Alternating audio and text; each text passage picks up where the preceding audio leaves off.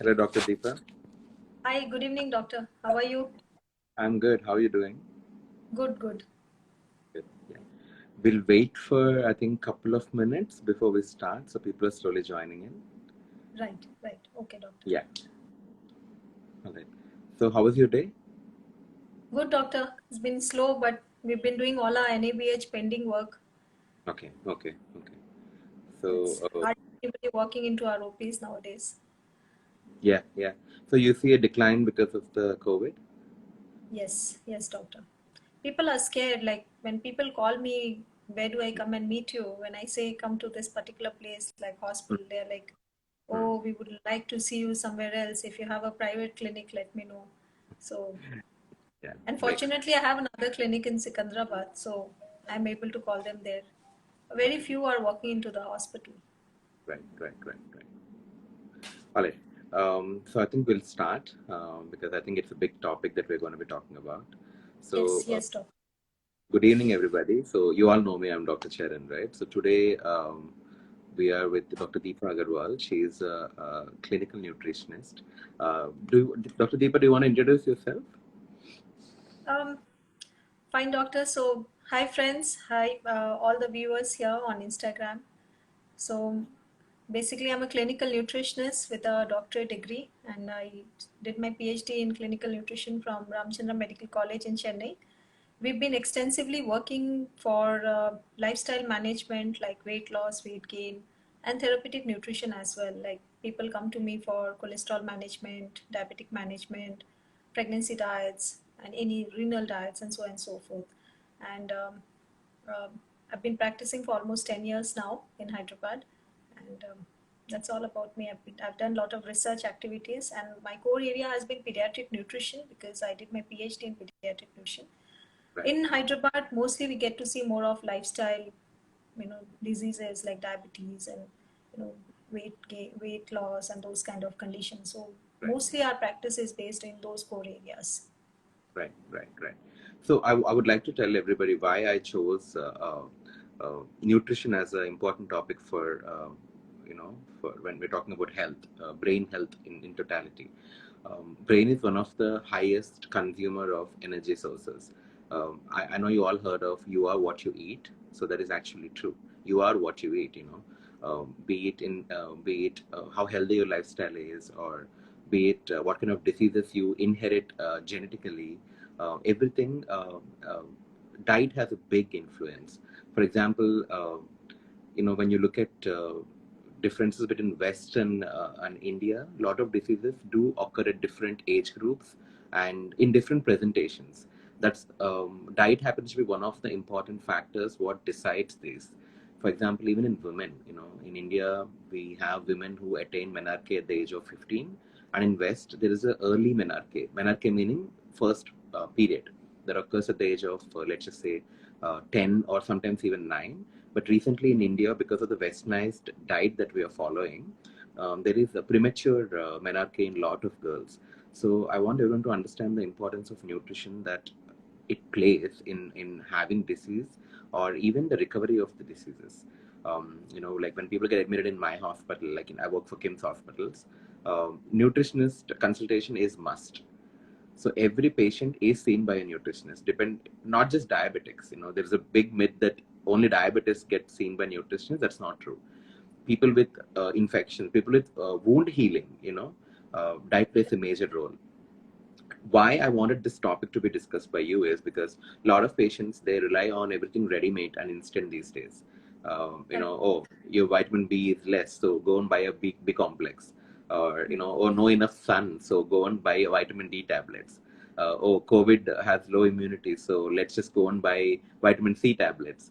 Uh, my vision is not great, so let's just buy vitamin A. Reproductive function, vitamin E, they go and buy capsules instantly. But I know that bioavailability of naturally consumed food is definitely way better than the capsular form. Correct. Also, it's very economic, comparatively. So I think it will be great for us to discuss the brain foods. Those are called superfoods. So do you want to go further and talk about what are those? What are superfoods? Yeah, doctor.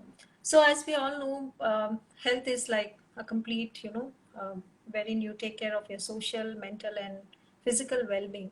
And as doctor has mentioned, certainly nutrition plays a very important role because um, food is an addiction for all of us, right? And it's a conditional reflex of the brain. Like under every situation, we tend to eat.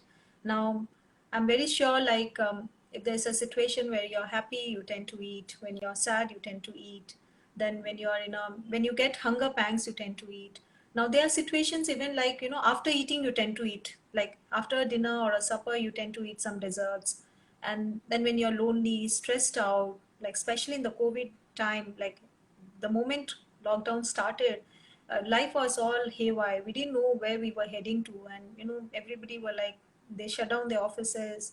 Even we doctors shut down our clinics, sitting at home. We don't know how to go ahead.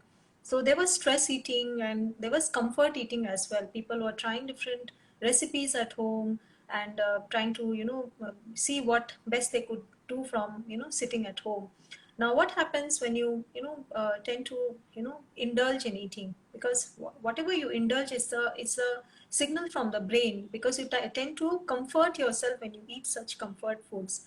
And what these comfort foods do is it makes you crave for it more and more. You tend to make it as a routine. And like lockdown initially, when it was for first 21 days or whatever it is, now generally we know for a habit to be built it takes 21 days. So if you have made a habit wherein you have started changing your lifestyle by making dietary options from the healthier point of view, then certainly it's a good change. But then suppose you've gone from a healthier or a medium nutrition, wherein you were a healthy eater, you had a good fitness regime, but then you drifted yourself to an unhealthy eating pattern. Then what happens over time? You would have built that habit, and to come out of that habit again, it will take a longer time. So when you're in you have been on a positive calorie balance, of course it will have a negative effect on your health. Especially you will tend to put on a lot of weight, and it will call you for metabolic diseases and all those things.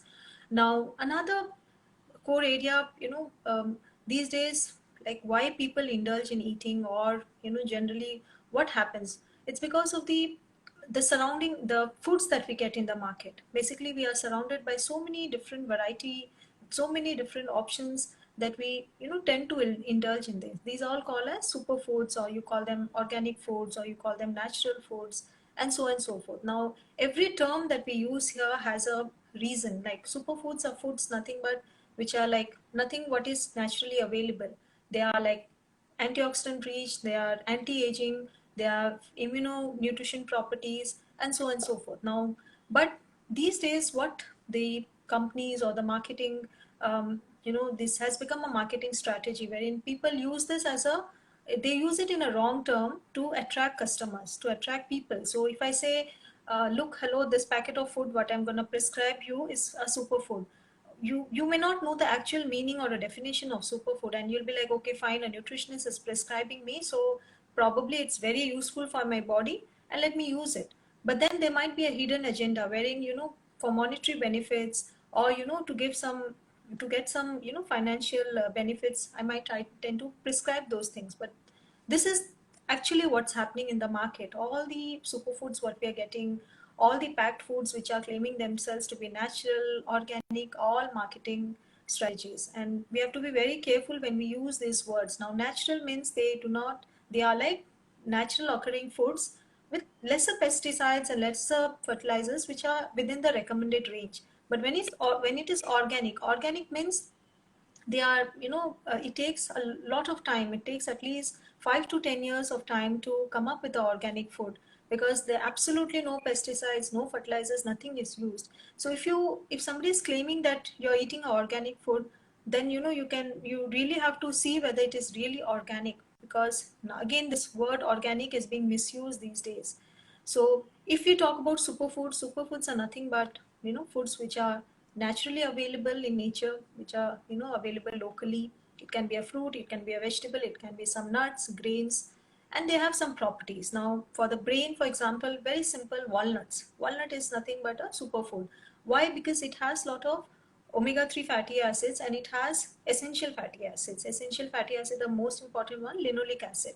Now it is something which you get from the food. So when you take walnuts, it helps you improve the brain functioning, the memory, the cognition functioning, and everything.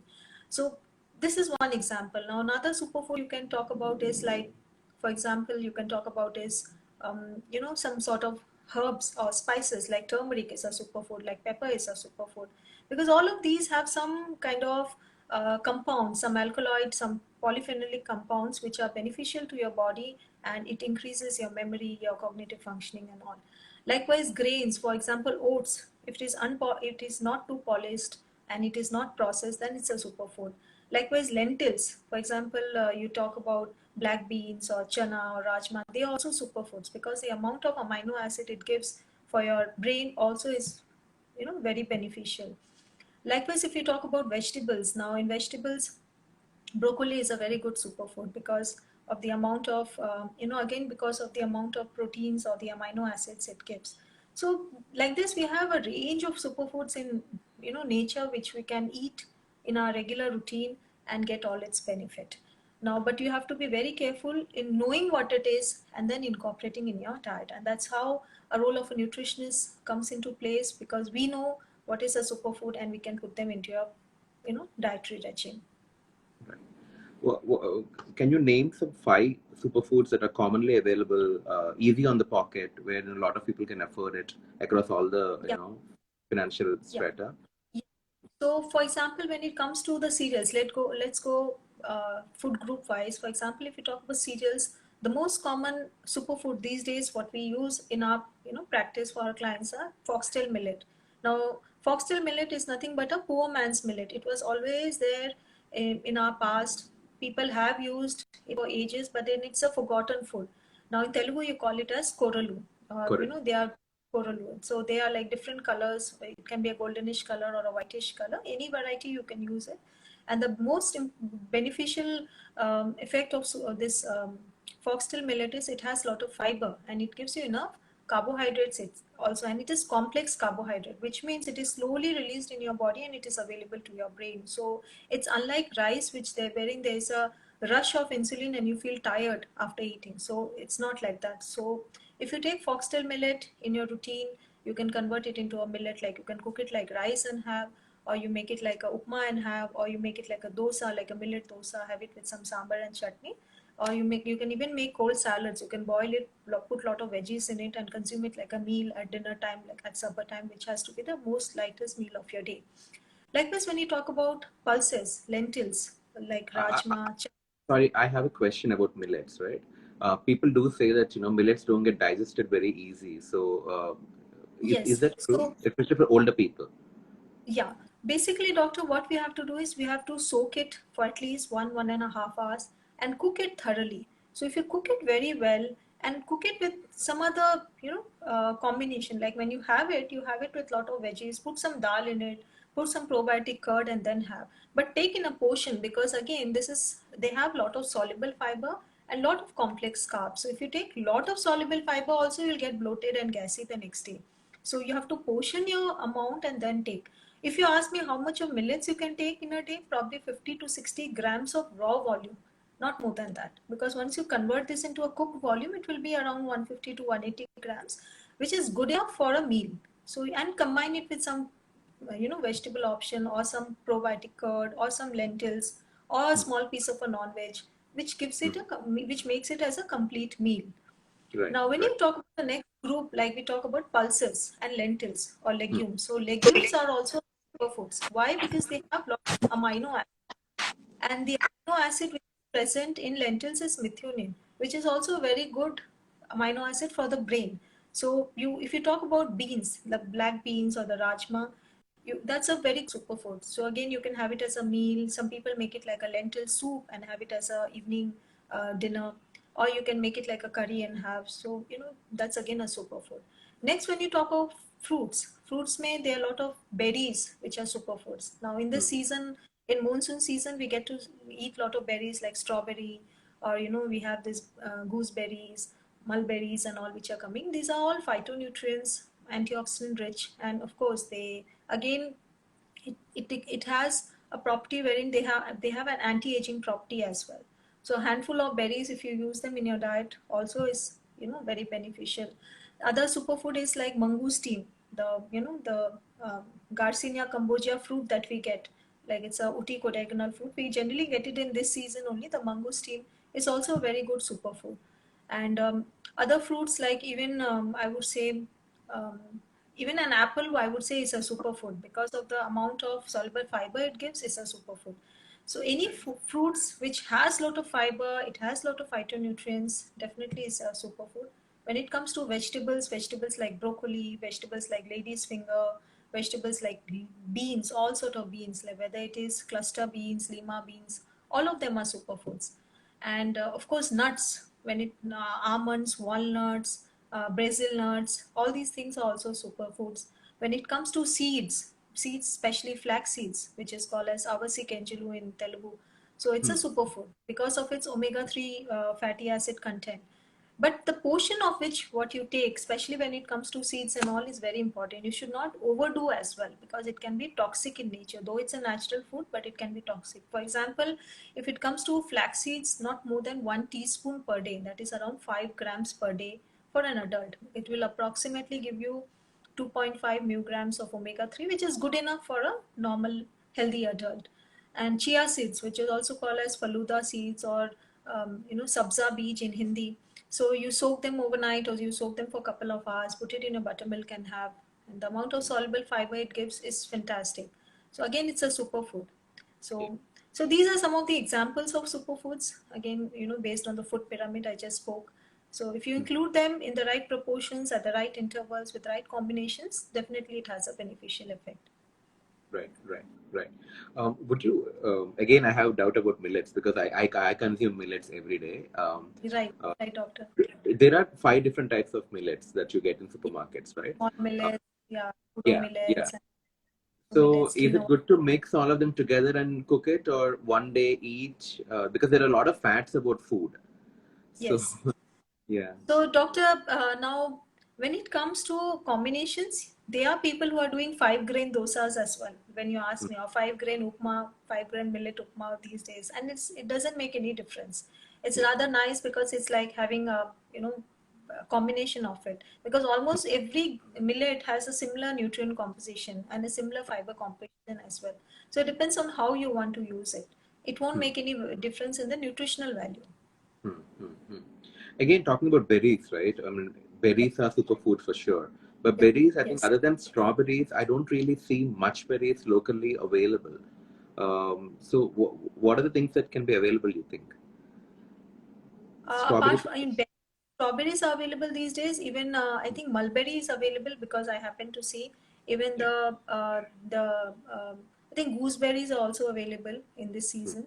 But it's again localized. Like if you're towards probably towards the Kaveri Hill side, you'll get. If you're towards hmm. Mozamzai market side, you'll get. But if Right. you are like in the heart of the city, like Panjagutta and Banjara Hills, you may not get it. Yeah, So yeah, yeah. depends on what locality you are. Right, right, right, right, right. Also, you know, what is your idea of comfort foods? Craving Yeah, sugar. People have this craving. idea that if you have a chocolate or sweet, if you have a Yes, breakup or sadness, it gets yes. over. What do you think about Yes. it?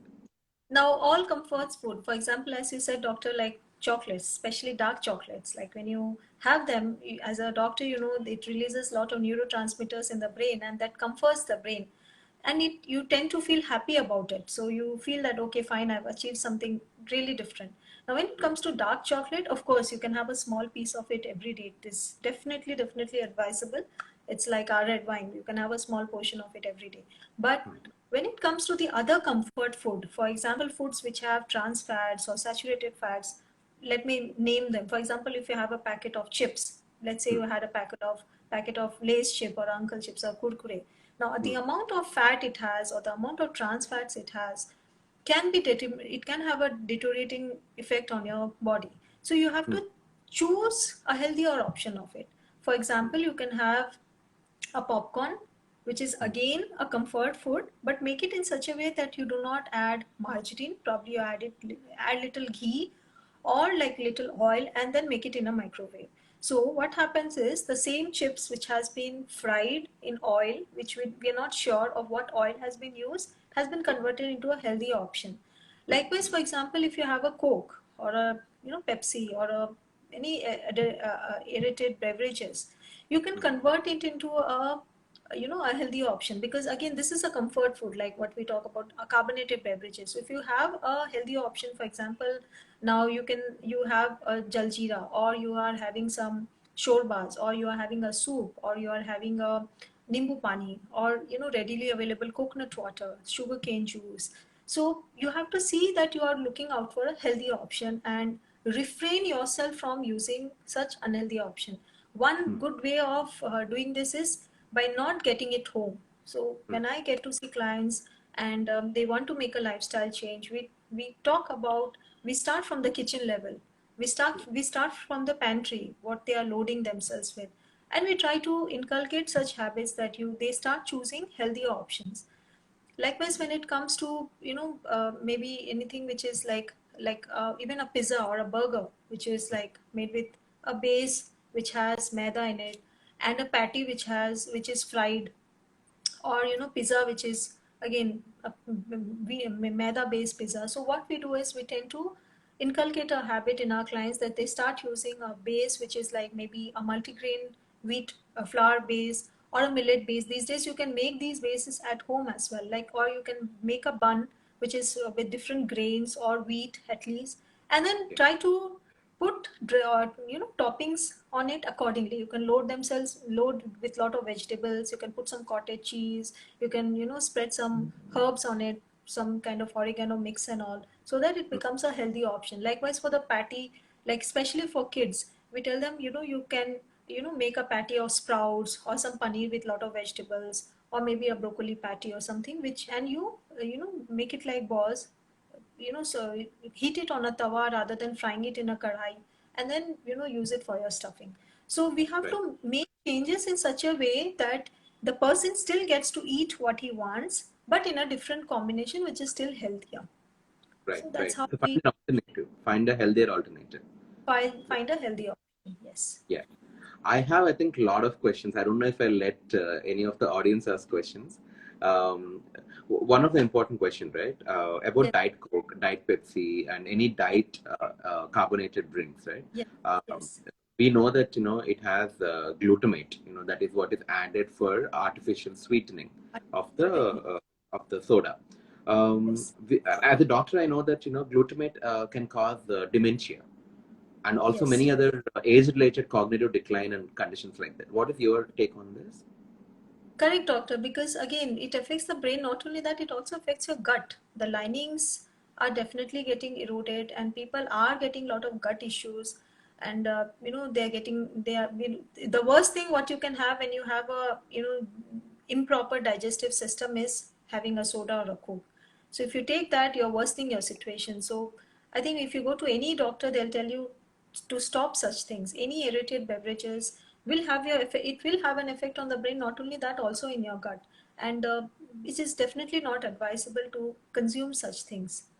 Yeah, because when you say find a healthier alternative, I think Yes. there is a big group of population that includes even as some of the doctors, Yes. that okay, the healthier alternative for a Coca-Cola would be Diet Coke. The healthier alternative for let's just say someone asked about popcorn that you asked to make at home would be ready-made popcorn, which is salted or butter. Yes. Um, Yes. Also, when you go to urban supermarkets that we usually go to, we have very expensive popcorn, very expensive chips, probably 10 Correct. times higher than the regular brands. That says that Yes. it has a lot of millets, it has a lot of dietary fibers, and that and this. I Again, think that could be a marketing strategy. it is a What's your marketing take? strategy. That's why Yeah. I opened my this discussion with that whatever you get in supermarkets these days, like during lockdown, when we used to go shopping to all our bigger markets, whenever we picked up any packed food item, and when we've looked at the cost and the ingredients, they match each other. So the more fancy ingredients it has, it is more costlier. Yeah. So, Yeah. and people get, because our mentality is like that, the more Hmm. costlier it is, we feel it's more healthier, but that's not the scenario. See, the same popcorn, if you Hmm. get from the local kirana stores, the regular grains, like how our grandmothers and moms used to do, like put it in Yeah. the pressure cooker. Even you don't need an oven, put it in the pressure cooker. You don't even need oil. You can put little ghee, the cow's ghee or the buffalo ghee, what we make, Yeah. what we use at home. Just close the lid, the popcorn would be ready. So it's Yeah. our choice and it is our thought process that matters. Likewise, Right. for example, you talk about like doctors. For example, in the hospital, you have a pantry wherein he's loaded the pantry with all this diet coke and something which is not advisable. So I think we have to teach them. We have to tell them, hello, this is not correct. For the doctors, let's say you can have a buttermilk like summers in summers, or you can have a fresh juice which you can just make it then and there and give them, or a tea coffee which the doctor likes but with lesser decoction. Don't add too much of sugar. Replace your sugar with like maybe honey or jaggery if required, or maybe lesser amount of sugar. So we have to make changes at that level, doctor. Yeah. So Yeah. once we start educating people, like even for green tea, like when you Mm. ask me if I prescribe green tea, I'll tell them like green tea is a superfood and everybody has green tea. But again, the way in which you consume, the components, what you use in green tea while you're making green tea. One thing is do not use bags because the bags have a lot of additives. You use the leaves which is freshly available or the powders and then make a green tea. And then you add little lime, little cinnamon, little cumin seeds so that the properties gets enhanced. So you have to know the correct way of using these things and you have to discourage what is not recommended. I think that's what we can. And as responsible individuals, we have to see that wherever we are in our environment, we make sure that we start making a change. And I think when everybody starts making a change, by and large we'll be successful, like at least in the environment in which we are staying or where we are working, things Yeah. would be changed to a large Yeah. extent. Yeah. Oh wow, I'm actually learning quite a bit. uh, so, what about I see actually my mother. She's not very educated. She actually says some of the things which are nutritionally right. What you're saying, they do Correct. match. Yes. I do. I mean, I tend to like look down in a sense that oh no no no, it's fine. She says don't have diet coke. I tell her that no, I think it's a safer option than regular coke. She says don't have it the tea bags. I say no, that's fine. And think No. because it's easy, no, just dip and have it But wherever doctor, you are. the bag itself has lot of additives to Yeah, preserve the contents. The yeah. companies, they use so much of preservatives. So once you put them into hot water or milk, automatically those additives are also coming to Oh, your beverage, what you are having. right, So right. I think that we have to be cautious. We have to be aware of what we are doing. Yeah, Like yeah. even I would say the combination of dal and rice what we eat at home, just a small example when you spoke about mom, talking Mm, about food at home. mm, Now mm. combination of dal and rice has been an age old practice Yeah. ever since, I would say, right from our fathers, grandfathers, or whatever it is. Why? Mm, Because scientifically these, one, if there's a pulse it is lacking one amino acid and the grain or a cereal lacks one amino acid. So when you take them into a combination, it actually complements for each other's deficiency, and that's why it is used as a combination. Even dosa, if you see, dosa is made up of rice and urad dal in mm. combination. Now, rice lacks lysine and pulses, they are rich in the other, the lysine components. So when Yeah, you combine both together, they complement each other's deficiency, and that's why they are used in combination. So there's a scientific reason why it is being used. Now, you might have heard saying don't use palak with tomatoes. It can give you kidney stones, and that is correct because when you use them, both the components, the oxalates coming from tomatoes and the compounds coming from spinach, they react together, and when it is used long term, it forms kidney stones. So, and that's correct. So, I think we should be aware of what we are doing, even if it is food. That's why yeah. nutrition is a very very vast science, and It is. when you really really get into it, every topic can become a lecture by itself. Right, right, right, right. I want to ask you about which oil for cooking because oil is the base for everything and anything, right? Which Yes. oil is good for brain? See, in practice, with the recent research, like the last what we have, learned through professors of NIN in the Nutrition Institute of Nutrition and the National Institute of Nutrition in Hyderabad, the latest research says use sunflower oil for cooking and rice bran oil for frying. That is what the latest research says. Okay. So sunflower oil have a better smoking point, and it doesn't cause generation of lot of free radicals, and they are safe for cooking as well as for frying. But when it comes to exclusive frying, you use rice bran oil because again smoking point is very very less, and the free radical generation is very very less. So I think the best combination would be rice bran with sunflower oil, You can use a blended oil. These days in market, you get a blended oil. But again, when we speak about blended oil, it doesn't mean literally you buy a packet of sunflower oil and get a packet of rice bran oil and mix and use it. It is not like that. Because when in practice, we have seen that if I have said my patient or a client saying you use a blended oil of sunflower with rice bran, some lay people or who are not very aware, what they do is they get two oil packets and mix and then use it. That is wrong, because every oil has a rancid component in it. It will become very rancid. It will become rancid faster, I would say. So use a blended oil which has been blended at the manufacturing level in the company. So because they use a particular method for blending, which is wherein the shelf life of that oil will be better. So I think a blended oil or individual oil of rice bran with sunflower is the best which you can Oh, use. Olive oil is also good. Olive oil for dressing purpose, even for the brain, because we know olive oil is a very rich source of omega-3 fatty acids. It can also be used, but olive oil should not be used for cooking, especially in our Indian cooking where the temperatures are very, very high. We yeah. use whatever we make, temperatures are very high, and olive oil, it just smokes very fast and leads to a lot of free radical generation. Whatever they might say, they might label it as cooking oil, whatever, but still it is not advisable. Yeah. So my problem with olive oil, right? We use olive oil at home. Um, Yes, um, uh, so I tend to buy the most expensive oil because I have a feeling that if it's not expensive, maybe it's not good olive oil. Is exactly, that Doc.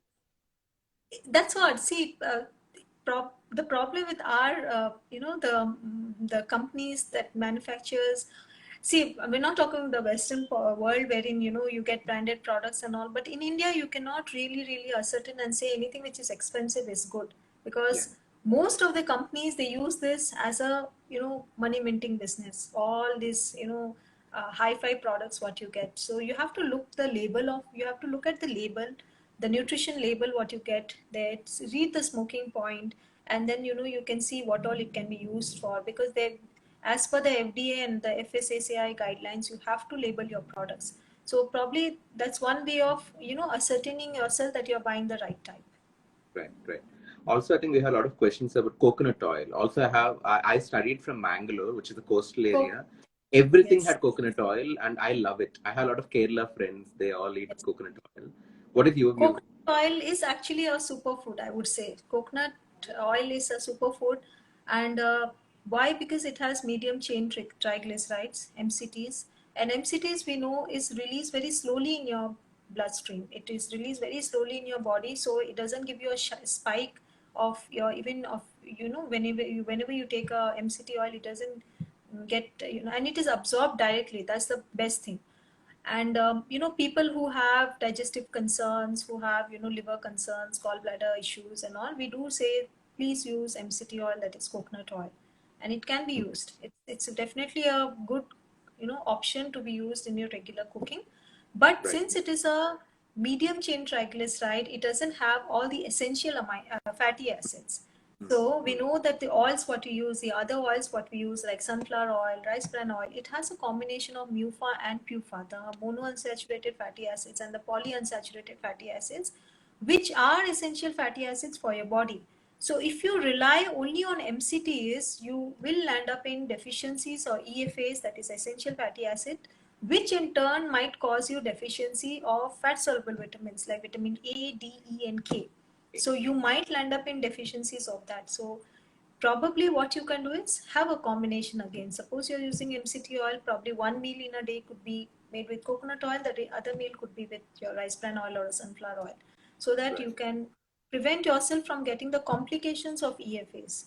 And you might Right. get even dry skin, like the dryness of your skin increases if you don't get PUFA and MUFA enough in your diet. So which only comes from oil that you use. So I think Right. combining it with other oils is always advisable. All right.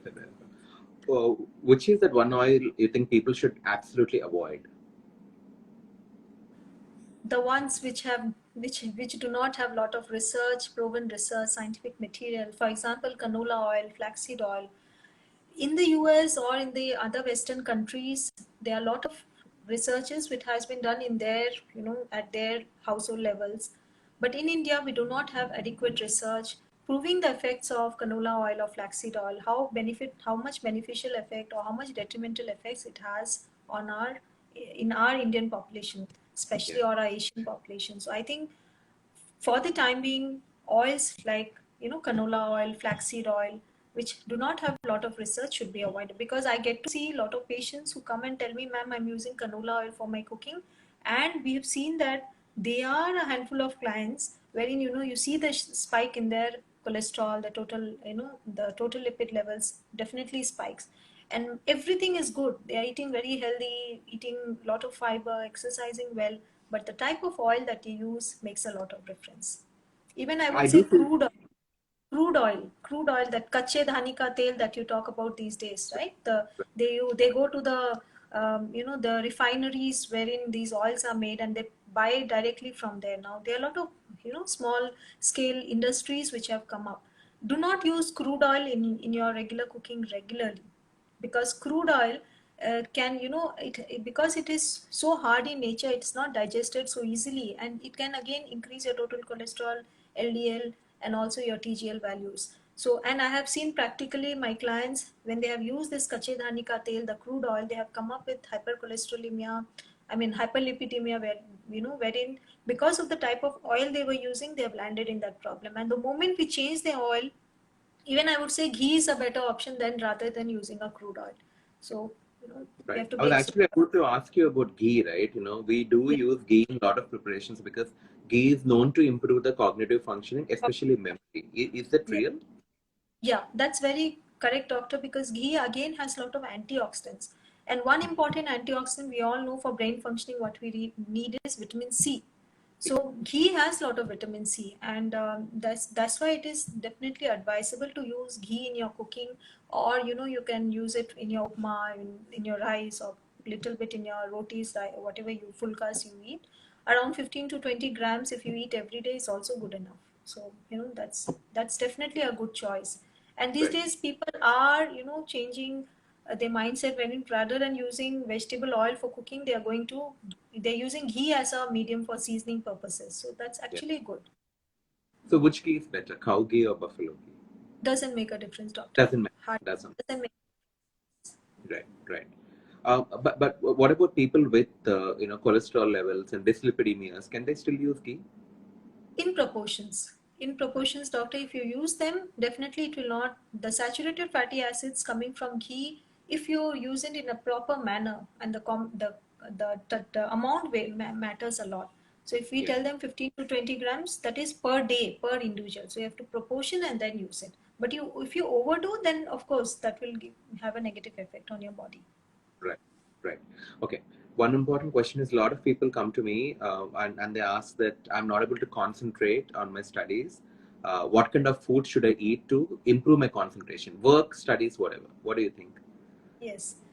A handful of nuts, doctor, because micronutrients and good proteins coming from nuts, especially a combination of nuts. Like you can have walnuts, almonds, if you can afford some expensive nuts like Brazil nuts, macadamia, that also can be added. But then if you ask me, regularly you should have like 8 to 10 almonds and 4 pieces of walnuts every day. Soak the almonds, peel it, and then have it. And you can have it on an empty stomach as well, because the nutrients, they are more available throughout the day, and definitely you perform better. And you can have a combination of seeds, like you can have sunflower seeds, those kind of seeds, like some methi seeds, some fennel seeds, in a combination wherein you get lot of micronutrients even from these seeds. So a handful of or maybe a teaspoon or a tablespoon of these seeds, sunflower seeds, is definitely very beneficial. So you can have it on an empty stomach. And other to remain alert, to get energy every for every for different parts of the day, you can have small amount of fruits, like 2 to 3 servings of fruits. Because if you tend to gaze on lot of calorie dense snacks, like it can be like even a repeated use of idli or upma or dosa or rice roti. If you tend to eat every time when you are hungry, then obviously you're loading yourself with more of calories coming from the carbs in it. So you can take more of fiber, more of micronutrients coming from more of fruits, and be alert and be energetic throughout the day. Yeah. And Someone of asked course, about, fish. yeah. hydration is very, very important for the brain functioning. So if you're dehydrated, also you will tend to have poor concentration, and you will not perform very well. You will feel very sleepy. So making sure that you drink enough water, fluids throughout the day is also very important. How much That's water again one. intake is good? Again, depends, doctor. One, it depends on your body surface area, the height. But if you ask me, in general, 8 to 10 glasses water per day. It's around 2.5 liters per day. Easier way of calculating, like if you really want to assure that it is as per your need, then it is like your height in centimeter. You minus by 100 and you multiply by 30. So you get the ml that you're going to have. For example, like let's say my height is 155 centimeters, so I'm going to use 55 into 30. That's approximately 1.1650, so roughly around 2 liters of water which I can have per day. So so that's I, how. So it's calculated based on your height minus 100 into 30. Otherwise, if you ask colloquially, it's 2 liters per day. 2 liters per day. So, but I drink around Hmm. 4 to 5 liters. Do you think that's good or that's Depends on your, again, that depends on how much invisible loss you are having throughout the day. Like for example, if you are a very good athlete, you are a fitness freak, and you are losing a lot of water because of your sweat and all, then definitely you need more water. So, and your urine output as well. So if you are well hydrated, your output is better, and you can understand that you are doing very well. If you're dehydrated, then of course the concentration of your urine will be more, and you decrease yeah, your output, so that means you are dehydrated. So again, yeah, a urine when you seeing how you are able to pass your urine also will give you an idea as to whether you are having yeah? adequate Color water, of it, right? The color of it, color how of it, concentrated, the volume. Yes, volume, frequency you urinate. frequency. Um, Yes, yeah. Also for everybody like who is watching, I know anxiety seems to be a very common issue, especially now. Yes, One of the main yes, important trigger for anxiety is dehydration. And dehydration correct. is extremely common in India because we have only Yes, 2 to 3 glasses when we eat food. That's all about it. yes, And our yes, doctor. temperature also very unstable, and there is a lot Mhm. of water loss from our body. So, like you rightly said, hydration is extremely important, right? Important. But one more important question is sleep, right? Sleep and Yes, diet. What kind of diet yes. promotes good sleep? This is a common question that I get, and yeah, Yes. One thing is, of course, doctor, having a balanced diet throughout the day. Make yeah, sure yeah. that you have nutrients throughout the day, like Mhm. right from enough taking enough carbs. Because these days people are like on these crash diets, wherein they are hardly taking like 30 grams, 40 grams of carbs per day. They say I'm having intermittent fasting diet, I'm on a keto diet, um, I'm doing Viramachineni diet. These are the things that we get to hear. So I think getting into a crash diet or a fat diet is absolutely no. Get a balanced of all nutrients. Have your proper breakfast, have your proper lunch, have your proper dinner. Ideally, a dinner which is little early before your bedtime, like 2.5 to 3 hours, so that your food gets assimilated and those nutrients are reaching your organs, especially your brain as well. Now, for example, if you eat like at 10 and you tend to go to bed by 11, you may not get a good sleep because those nutrients won't have been assimilated completely. So have your food at least 3 hours before your bed. And then, if you really want to have something before that bedtime, it could be a small glass of milk or maybe little nuts. That itself will induce good sleep. So a balanced diet with correct intervals and right proportions will definitely help you in, Right, managing your sleep as well. And of right. course, taking care of your deficiencies, especially B12 deficiency. We commonly see that people who have B12 deficiency have problems of sleep deprivation. Yeah, They yeah, have dementia, they have irritability, they have anxiety, depression, and all sort of problems. So even if it is a hardcore non-vegetarian person, we see that they have B12 deficiency because the absorption in the gut is not correct. Nowadays, in youngsters, even professionals like us who are more stressed, our gut is not functioning very well. We tend to get all sort of gut issues, and by virtue of which B12 deficiencies occur because it is definitely absorbed into the parietal cells of your stomach. So if you're not having a good gut, definitely your B12 comes down and you have all neurological complications. Even for right, sleep, that's very important. So if right. somebody is found to be having B12 deficiency, make sure you take supplements or you take shots and correct it. And since it's a Yeah, water soluble vitamin, it will get, you know, depleted if you don't correct it as and when required. So every 3 months, 6 months, get a check, and if required, supplement it. And for maintenance, have a diet which is more healthier and which has more of B12. For example, milk, cheese, butter, ghee, and eggs, non-veg in proportion, so that you get enough B12 as well. So I think But correcting your deficiencies also will take care of your sleep. yeah. I mean, for most of the patients, I do order B12 serum levels. But Yes. most of the people who come to me are vegetarians or vegans. They are the ones who Yes. come with B12 deficiency really bad. Yes. Yes. What kind of diet that vegetarians can follow, which is rich in B12? Now, doctor, now most of the B12 sources, dietary sources, is milk and milk products and non-vegetarian Right. sources. So if you really, really are, wanting your values to improve, definitely you need to include them in your diet. But suppose you have a state wherein you're not taking these products, like you're lactose intolerant, or you are into a vegan diet, or you're a pure vegetarian, then at least go for the alternative sources. For example, for milk, you can have almond milk. It may not give you as good as B12 like what regular milk gives you, but it will at least give you some proportion of B12. So you can have almond milk, you can have the peanut butter, you can have chickpea hummus. So all these things are also rich in B12. So you'll have to again see what can suit your gut and what is as per your need, and include them in your diet. Yeah. Also, vitamin D, right? Vitamin D levels depletion causes anxiety. And a lot of people keep saying that I do walk in the sunlight in the morning. What time? What kind of sunlight? Like what time? How much time they should get exposed? So, as practitioners, we know, doctor, there are different school of thoughts on this. Some research Yeah. says expose yourself in the morning when the UV radiations are not very strong. So they say anything before 8 or anything before 9, half an hour to 20 minutes of exposure is good. But when you look at the current literatures, they say something between 10 to 4 is beneficial. And do not use moisturizers, do not use those creams, and maybe around 20 minutes or 30 minutes of exposure. So I think, but again, if you are not adequately exposing yourself, like if you're covering yourself and then you're wearing a full sleeve shirt, and and not exposed properly, then definitely you don't get enough vitamin D. So Hmm. again, this is very hard to answer, but at least 20-25 minutes of exposure to sunlight is beneficial, I would say. Right. Right. So currently, a lot of people are having COVID-related anxiety, right? And the Yes. vitamin C Yes. sales have gone really high. So can you tell me vitamin C Yes. rich foods rather than taking just tablets?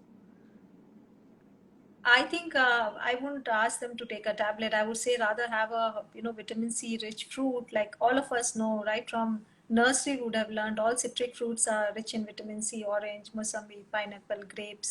And I think in this season, these are all abundantly available. Like especially mosambi, pineapple, grapes is definitely available. Have a half a lemon every day, and have some sprouts, because sprouts also are a source of vitamin C. So as an evening snack, you can have some sprouts every day.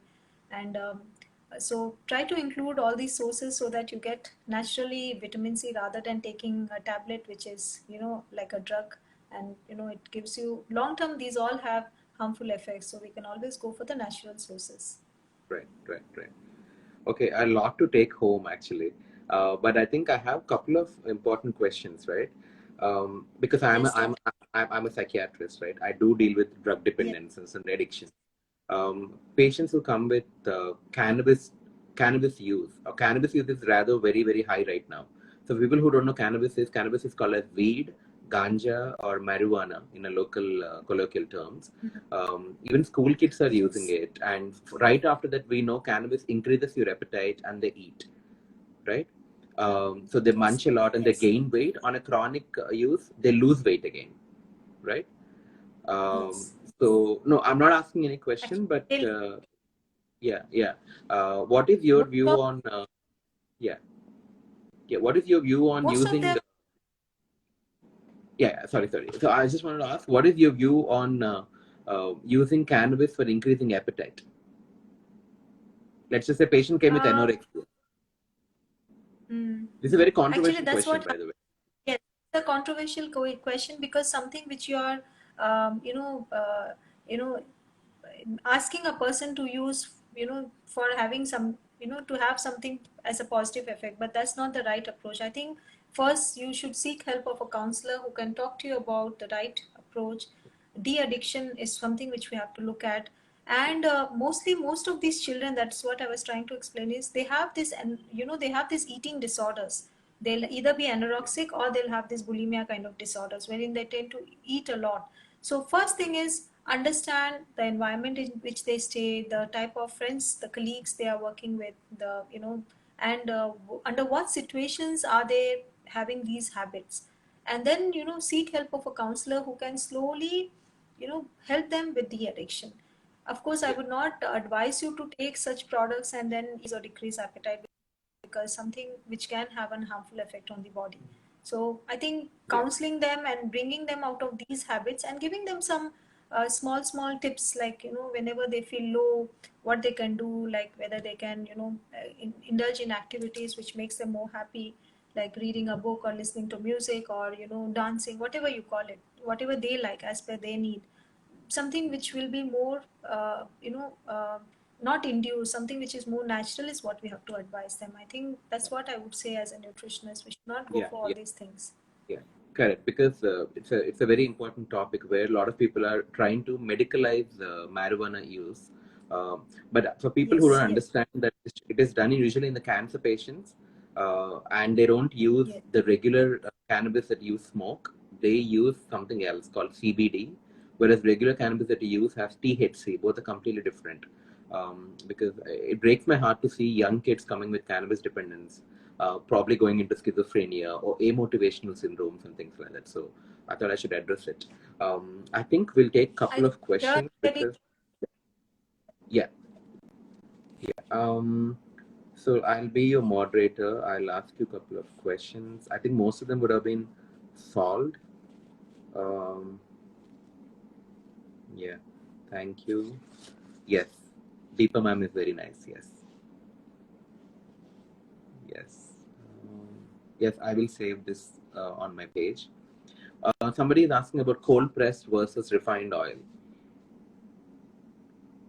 exactly, that is what I was trying to explain. The cold press oils, also called as crude oil or kache dhani ki Yeah, tel, what we talk yeah, about. Uh, yeah, Again, when we have seen in practical use, we've seen that they have a detrimental effect, because I have seen clients coming to me with hyperlipidemia issues and concerns, even though they are good, fitness freaks, and they have been eating a very good diet every day, very healthy, no stress, good sleep, but still they come up with complaints. So definitely I would say go for something like a refined oil, like what we discussed, sunflower or rice bran oil in proportions, and then try to maintain it. No crude yeah. oil, because crude oil, practical use, we have seen problems. So we don't advise crude oil. I mean, the cold press oils. So probably one of the last questions for you, Dr. Deepa. What do you think is the effect of sugar on brain? Sugar per se on brain. Yeah, yeah. Sugar, doctor, as we know, is again something like a comfort. The moment we take a sugary item, there are a lot of neurotransmitters secreted, and that comforts the brain. We feel happy. Suppose in a sad situation, you go out, binge on, a lot of desserts, lot of mithai, and you feel that, oh God, I've done something really great, because the moment you eat them, it releases a lot of neurotransmitters in the brain and it comforts you. So I think that is again conditional. We have to identify such situations and seek help in such a way that you still go for healthier options. And in such situations, like nowadays, you get so many desserts, lot of sweets which are made up of honey, made up of jaggery, and made up of other sweetening agents rather than white sugar. So white sugar definitely not to be used regularly. Maximum you can use is 5 grams a day. Now even if you take ice cream, not less than 50 to 100 grams it will have. So you have to again have your choices right. You have coconut sugar, palm jaggery available these days. So look for such options, and even at household level we can start using them. It's little pricey, I would say. Maybe may not be as cheap as sugar, but then it's more healthier, and they're more nutritious as well. For example, honey, palm jaggery, more of iron. So you will have an added on benefit if you take those options. So look for substitutes and refrain yourself from using white sugar. Right. Um, Sorry, again, I'm keeping on saying last question and I'm not letting you go. No. I want to slightly digress from the brain into thyroid area because I know thyroid Yes. and brain are like co-sisters or maybe like just brothers. Um, Yes. what kind of foods should people with thyroid disorders avoid? Yeah. So it depends, doctor, on what your values are. Suppose you are on drugs, which takes care of your thyroid functioning these days, Yeah. like how we L-toxin and you use Thyronome and all. So if your values are within the range and you've been maintaining it well, then there are not much things you have to avoid. You can still eat everything in proportion. But if your values are borderline high or you are on the higher side of your TSH and all, cut down on all the cruciferous vegetables, especially cabbage, cauliflower, turnip, radish, broccoli, even soya to be avoided, peanuts to be avoided, radish to be avoided, and strawberries to be avoided because all of them have goitrogenic effect and they can in turn increase your values of TSH and all. So cut down all these options if your levels are like TSH 4, 4.5, 5 and more than that. But if it is less and if it is well within the range with your medications, then you can have them like once in a week or twice in a week, not every day. And Yeah. there's a lot of misleading information about millets and thyroid functioning Yeah. because Yeah. most of my clients, they come back and tell me, ma'am, my doctor said me don't have millets every day and because your thyroid will increase. Again, Mm. how much you use and what at what intervals you use in a day makes a lot of difference. So as I told in the beginning, millets, because they're high soluble fiber, if you use too much it will give you gas and bloating and a lot of those concerns. Have one Yeah. meal which is a millet based meal and not more than 150 to 200 grams of cooked volume. That's all. So that way That you'll be able to yourself. Yes. that's around a cup or two, maybe. Is it around a Cup cup? cup. Yeah, 1 cup measurement is 200 grams of cooked volume, so you can use 1 cup per day. Yes. Okay. Okay. Okay. All right. I think our time is up. So I think it was fantastic. Like I think more than anybody, I learned a lot. So I'm this. gonna make conscious changes in my diet. Yes. Thank you And so I much, think also Dr. at Deepa. the level, Yeah, I think that will make a lot of difference. yeah, Yes. yeah. Thank you so much. I mean, thank you so much because you didn't just talk about nutrition. You spoke about locally available nutrition. That's the best Yes. thing. And That's what very important. Indian, yes, and what Indian body needs. Yeah, yeah. I Because think see, that was doctor, very if prescribe something, you have to prescribe something locally available and within the budget of an individual. yeah. Otherwise, no point of writing fancy things and which person cannot follow. So, Yeah, yeah, yeah. Thank you so much, Dr. Deepa. So I thank think you so much. I'll see you soon. Yeah. Definitely. Everybody have a good night. So please make these conscious choices and understand if you forgot anything because so much was told. Please go back and watch it again. So you can probably take down some points and translate to your parents into Telugu, Hindi, whichever language, and let them also know because they happen to be the mostly ones who was cooking at the house. So take care. Yeah. Good night. Good night, Thank doctor. you, Dr. Deepa. Bye. Thank you. Bye, doctor.